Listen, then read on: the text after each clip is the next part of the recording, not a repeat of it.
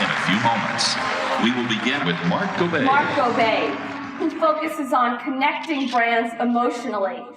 I wrote emotional branding because I had the feeling that people love brands, but that brands did not love people back. We worked with Coca-Cola, Starbucks, Victoria's Secret, IBM, Estée Lauder, Telefonica, Speedo, Abercrombie & Fitch. Those were emotional, those were sensory. We want people to feel involved, to feel engaged. Some people say don't touch, we say touch. When we designed the Godiva store, we brought wood because it is sensory. We brought a metallic color to the Gillette line because it was cool and fresh. And when designing the flagship store for Ann Taylor, we brought limestone because we wanted to make it residential. It is at the same time a retail store, but also a piece of advertisement. Take colors, for instance. Red is the color of power, the most dominant color in the spectrum. Yellow. Yellow is the color of the sun. I travel the world just to understand yellow. Plunging into yellow, because there's an energy. It's called as amarelinhas, the little yellow ones. And we brought it back into a new design for Coca-Cola. This little addition of yellow on the cans changed completely the perception of the brand. 3 months later, John Galliano, the Dior designer, had 3 models for his fall collection wearing the Coca-Cola cans in their hair. This is the power of sensory experience. This is how people connect to brands. For the past 2 years, I've traveled the world. I went to South America, Asia, Hong Kong, Tokyo, Europe, Eastern Europe. That's where I had my first show. Shanghai, Seoul, Africa, Paris, Brussels, and the United States. I've been everywhere to see what brands were doing to connect with people emotionally. And it was horrible. Advertising or brand expression became so oppressive and excessive that it forced people to hate brands. They saw a tremendous amount of imperialism coming from brands, like the need to dominate, the need to push, the need to compete by an excessive form of communication, excessive engagement. Brands want to force themselves into people's lives.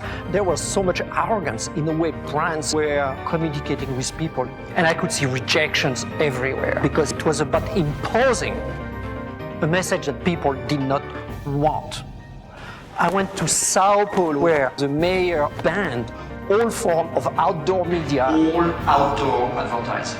And people didn't want to have this excess of advertising in their neighborhood. And that brought on another topic, the power of graffiti art. That in most countries, people consider a nuisance. It's becoming this language that expresses the emotional reality of millions of people. It is the only form of art that some segment of the population will ever see. They won't go to a museum, it's too expensive or too far. The street is their museum. So the true polluters are not the graffiti artists in many regions, it is the advertisers.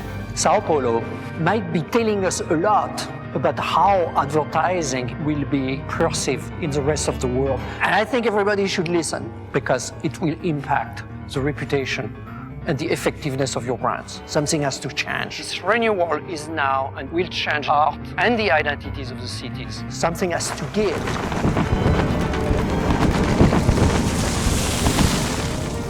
Clearly there is a change. We have to find a new language. Google, Twitter, Facebook, Apple, Hulu, Zappos, all those corporations are changing the world as we know it. The most important company in the world right now is Google. It's how we find people, how we buy stuff, it's how we research at the earth itself. Pretty much every huge revolution. That's way bigger than Woodstock. This is as big as the invention of the printing press by Gutenberg. People are not buying brands, they're buying the culture, behind those brands. And all those corporations are about transparency. People don't want to talk to faceless corporations. They want to talk to the people that are inside those corporations. And with Story, you know her, you like her, you want to have a conversation with her. She becomes, an ambassador for brand and someone you can have a connection with. Corporations that have a deep emotional connection with them.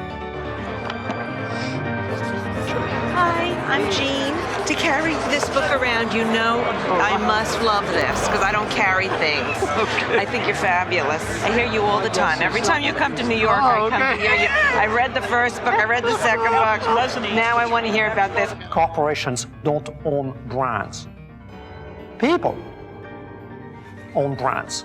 And this revolution will separate those that will survive from those that will die.